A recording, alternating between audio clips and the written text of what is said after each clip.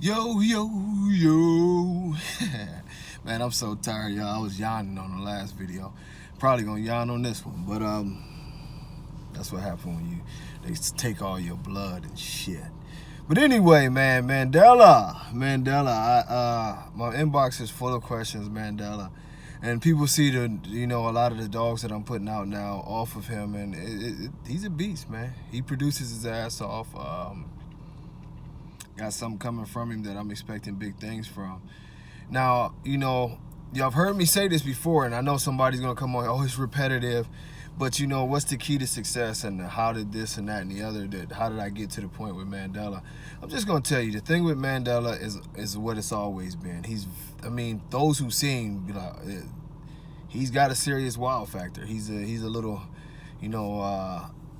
bear just running around, look like a little grizzly bear or some shit. Very, very thick, very, very big bone, big, beautiful head. Skin needs to be tighter. Now, the thing with him, being a 100-pound dog on what's technically a pocket frame, is that his movement could actually be a little bit better. For what I like. We've had Castro, so Castro's probably the best moving dog, one of the best moving dogs in breed history. So you want to do that on ever, but he's got good movement. He can move, he can run, he breathes through his nose, not through his mouth, all of that. But the key to him is what I've always talked about, and and I know y'all have to understand there's some new people to this, so they haven't seen every video basically, so y'all be patient. But Mandela has that stacked pedigree, going from his dad Bistro, who's all-time winning dog in American bully history. His father was grand champion lock and load, very successful dog. Homie, which is his grandfather, very, very successful dog. On his mother's side, you go over there and you have Denzel. Nothing else needs to be said about that. Denzel, Hallie, leading up to Paco, three of the best champions ever in breed history. So if you see, like, on both sides of his family, he's meant to be a show dog. He's meant to produce things. Now, where you get the size features come in, whereas he has the corrupt blood there. He has the old Boom Boom, who he actually looks like, which is like his great-great-grandfather or something like that. But, it's a compounded pedigree, and our second level of plans is to continuously put him to girls who have maybe not as good of a pedigree, because that's hard to find, but finding girls who complement his pedigree and have things to bring to the table. Of course, I like edge blood, but I do also like some other bloods, and we just putting all that together, because if you keep stacking pedigrees, keep putting more and more dogs in there, this is what's gonna happen. It was no magic trick to make him Mandela.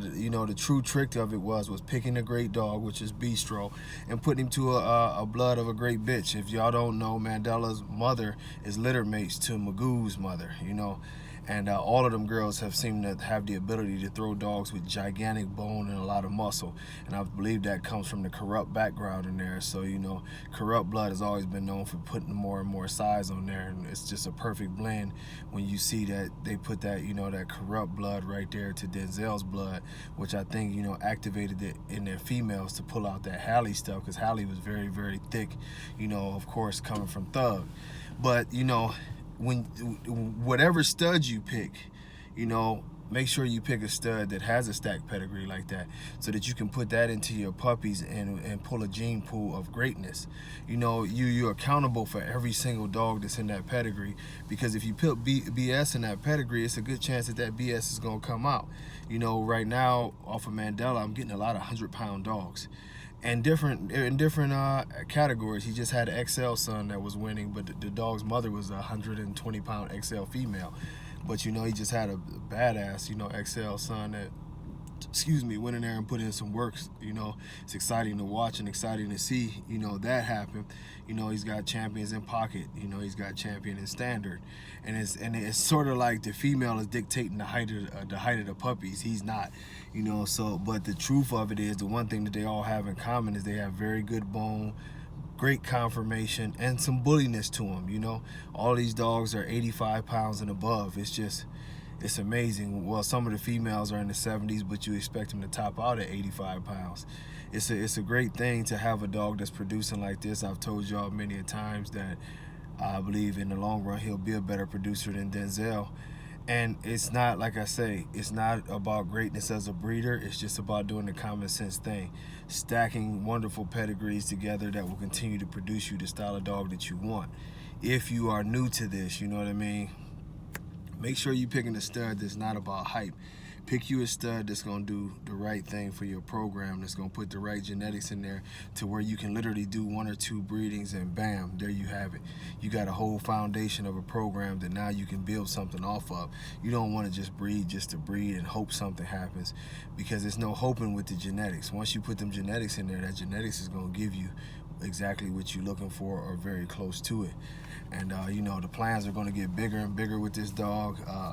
Unfortunately, those who call for the $500 and second pick back, that's over with.